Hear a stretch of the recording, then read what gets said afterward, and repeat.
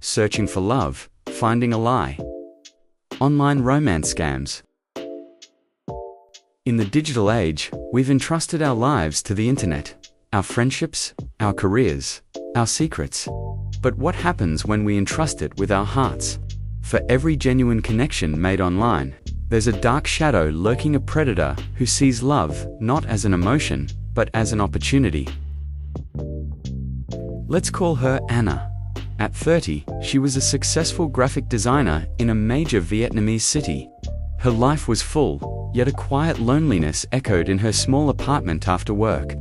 So, she did what millions do. She tried a dating app.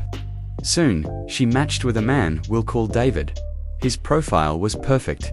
A handsome, kind-faced engineer working on an oil rig overseas, a widower with a gentle smile.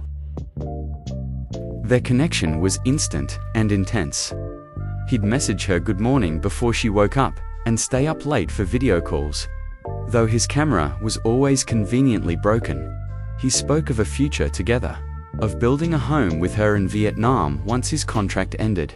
He made her feel seen, cherished. Then, the first crisis struck. A medical emergency for his son. He needed money, fast. Ashamed to ask, but desperate. Blinded by affection and trust, Anna sent it. It started a pattern. A problem with customs, a frozen bank account.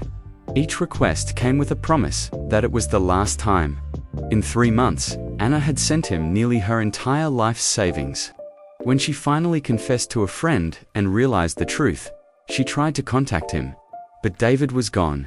His profile, their chat history, every trace of him had vanished. Only the silence and the empty bank account remained. Anna's story is a painful illustration of a growing epidemic. As Vietnam modernizes, traditional community structures are changing. Young people move to cities for work, often leaving their support systems behind. This urban loneliness creates a fertile ground for scammers. According to reports from the National Cybersecurity Agency, thousands of similar cases are reported each year, with victims losing vast sums of money. These aren't isolated incidents. They are calculated operations, often run by organized networks. Psychologists call the initial phase love bombing.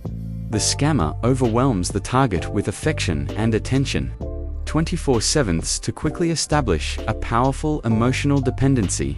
They create a highly idealized persona, a practice known as catfishing, designed to be the victim's perfect match. Once the bond is formed, they manufacture a crisis. This tactic exploits human empathy and shifts the dynamic, making the victim feel like a rescuer.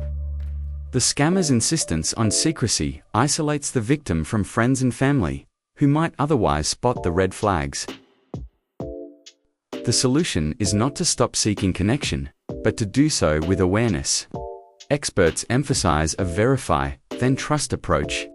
Key red flags include a refusal to ever appear on a live video call, a life story that seems too dramatic or perfect, and immediate, intense declarations of love. But the most important rule is absolute. Never, under any circumstances, send money to someone you have never met in person. If you feel something is wrong, talk to someone you trust. Secrecy is the scammer's greatest weapon. The tragedy of the romance scam is that it targets one of our most fundamental human needs, the need to love and be loved. It preys on hope, not greed. Anna's story reminds us that in our digital world, vulnerability can be an open door for exploitation. The best defense is not to build walls around our hearts, but to build a strong foundation of digital literacy and to lean on our real-world communities for support and perspective. Thank you for listening to English Audio Insights. If this story has impacted you, please subscribe and share it to help raise awareness. You could be protecting someone from immense heartbreak. Join us next time for another story from the heart of modern Vietnam. Until then, stay connected, but stay safe.